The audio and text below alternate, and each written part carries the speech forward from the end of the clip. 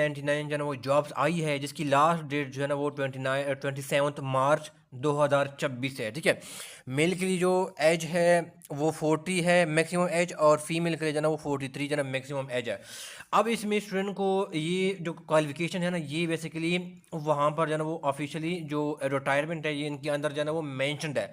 अब इसमें स्टूडेंट को एक कन्फ्यूजन है, वो ये है कि बहुत सारे स्टूडेंट क्या होते हैं वो इस जॉब के लिए एलिजिबल होते हैं, लेकिन जब उनको रिटायरमेंट जब उनको रीड आउट करते हैं, उनको जो है ना अपनी क्वालिफिकेशन यहाँ पर नज़र नहीं आती, तो ये समझते हैं कि हम इसके लिए एलिजिबल नहीं है, हालांकि ऐसा नहीं है। ठीक है, तो ये जो कुछ कन्फ्यूजन है क्लियर है, वो मैं इस वीडियो में आप लोगों को जो है ना वो क्लियरिफाई करूँगा कि इसके अलावा भी जिनकी क्वालिफिकेशन है वो भी इस जॉब के लिए जो है ना वो एलिजिबल है, इन्फोर्समेंट ऑफिसर के लिए पीपीएससी की थ्रू जो जॉब्स आई है।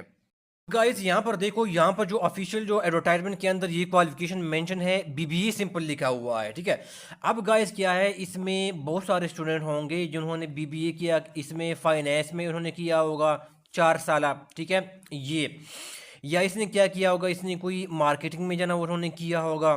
ठीक है, या इसमें क्या किया होगा, उन्होंने अकाउंटिंग में जाना वो कोई बीबीए किया होगा, या बीए क्या हो रहा था आईटी में। तो ये सारे के सारे जिनकी ये बीबीए फाइनेंस है, मार्केटिंग है, अकाउंटिंग है, आईटी है, ये सारे क्या है इस जॉब के लिए बेसिकली वो एलिजिबल है। ठीक है, इसमें एक चीज़ याद रखेगा कि किस एक बंदे ने जो ना वो 2 इयर्स क्या किया होगा, बीबीए किया होगा ना। अब तो ये नहीं है, लेकिन पहले हुआ करता था। ठीक है, इसको बीबीए जर्नल कहा जाता था। और इसके बाद क्या किया इसने, कोई इसके बाद इसने कोई एमबीए जो ना वो क्या किया होगा। ठीक है, तो ऐसा पर्सन भी क्या है वो इस जॉब के लिए जो ना वो एलिजिबल है। ठीक है, या जिसने बीबीए ऑनर किया हुआ है, 4 ईयर डायरेक्ट किया हुआ है, वो भी क्या है इस जॉब के लिए बेसिकली ये एलिजिबल है। ठीक है, अच्छा गाइस, अब देखो एडवर्टाइजमेंट में ये लिखा हुआ है बीकॉम ऑनर लिखा हुआ है। ठीक है, अब गाइस मुझे ये बताएं कि जिसने बीएस जो ना वो कॉमर्स किया हुआ है ना, वो कहेगा कि मैं तो इस जॉब के लिए जो ना वो एलिजिबल ही नहीं हूँ, क्योंकि वो एडवर्टाइजमेंट के अंदर जो ना वो यहाँ पर मेंशन ही नहीं है।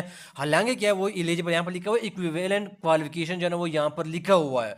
तो बेसिकली क्या हो जाती है, पीपीएससी के थ्रू क्या होता है वो कुछ डिग्रीज को किसकी इक्वल क्या होता है वो कंसिडर किए जाती हैं। ठीक है, अब मैं एग्जांपल देता हूँ, जैसे क्या होता है आपका जो बीकॉम ऑनर है, ये इक्विवेलेंट है आपस में, किसके इक्विवेलेंट है, ये बीएस कॉमर्स की है। बीएस कॉमर्स जो है ना वो क्या वो इक्विवेलेंट है बीकॉम ऑनर्स की। ठीक है, तो जिनका बीएस जो है ना वो कॉमर्स है क्वालिफिकेशन है, तो वो भी क्या कर सकते हैं, वो इस जॉब के लिए वो एलिजिबल है, वो अप्लाई कर सकते हैं। ठीक हो गया जी। अब यहाँ पर देखो गाइस, यहाँ पर एमबीए कहीं भी लिखा नहीं है। ठीक है, ये एडवर्टाइजमेंट में सारी क्वालिफिकेशन मेंशन है। ठीक है, अब स्टूडेंट कंफ्यूज होगा कि यहाँ पर जो ना एमबीए मेरी डिग्री है, तो यहाँ पर तो मैं एलिजिबल ही नहीं हूँ। हालांकि क्या है वो जो यहाँ पर जो है ना, यहाँ पर एमबीए वाली भी क्या है इस जॉब के लिए इन्फोर्समेंट ऑफिसर जो पीपीएससी की थ्रू 199 जॉब्स आई है, जिसकी जो लास्ट डेट 27 जो है ना वो मार्च है, तो एमबीए वाली भी इसके लिए एलिजिबल है। ठीक है ना, जिसने बेसिकली किया हुआ है एमएससी, वो है एमएससी क्या किया हुआ, अकाउंटिंग किया हुआ है। ठीक है, अकाउंटिंग एंड फाइनेंस, या ठीक है वो भी क्या है इस जॉब के लिए बेसिकली वो एलिजिबल है। ठीक है, जिन्होंने किया हुआ है एमकॉम किया हुआ है, ठीक है ना, एमकॉम किया हुआ, वो भी क्या है बेसिकली ये इस जॉब के लिए एलिजिबल है। हालांकि यहाँ पर मेंशन तो नहीं है, लेकिन चूंकि इक्विवेलेंट क्वालिफिकेशन जो है ना कि किसी डिग्री की कंसिडर की जा रही होती है, तो ये बेसिकली क्या हो जाता है, पीपीएससी उनको जो है ना वो ऐसे कैंडिडेट्स को उनको एलिजिबल क्या होता है वो करार देते हैं।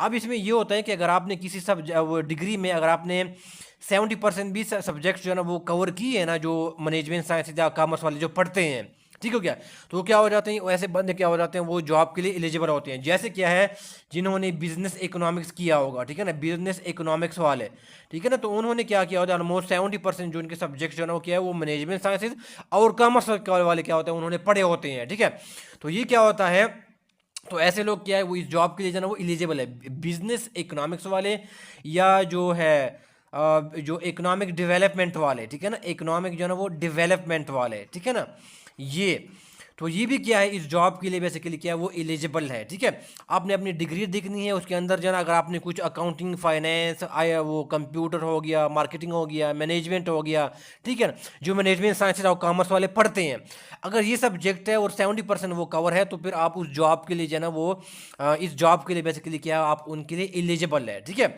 तो जो बिजनेस इकोनॉमिक्स वाले हैं ये भी एलिजिबल है।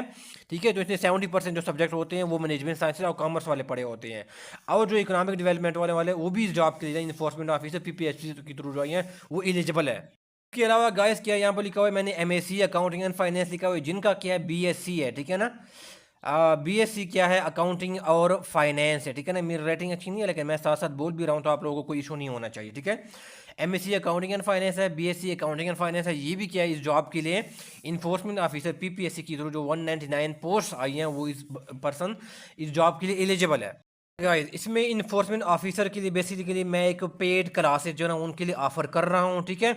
अब गाइस मेरे जो डेमो लेक्चर्स है 8 से 9 क्या है, मैंने डेमो लेक्चर क्या किया अपने जो यूट्यूब चैनल है उसके अंदर मैंने क्या किए वहाँ पर जो है वो डाले, वो डेमो लेक्चर आपने ज़रूर क्या करें वो देख लेने हैं, तो आपको मेरे जो टीचिंग मेथड है आपको जो है उनको आइडिया हो जाएगा, ठीक है। तो डेमो लेक्चर क्या है, आपको जो है गाइडेंस टिप्स जो है ना GUIDANCE,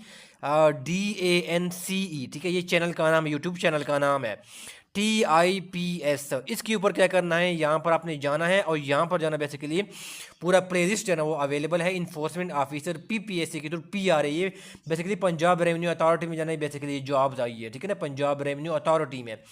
तो यहाँ पर क्या करेंगे, यहाँ पर आपको पूरी प्लेलिस्ट मिल जाएगी डेमो क्लास की, तो आप जो है उनको देख सकते हैं, तो आपको बेसिकली आइडिया हो जाएगा, ठीक है। इसके अलावा कोई क्वेश्चन है, क्वेरी है, तो आप जो है ना यहाँ पर जो है कमेंट बॉक्स में आप ज़रूर जो है वो पूछ लें, ठीक है। सुनने का बहुत शुक्रिया, थैंक यू सो मच।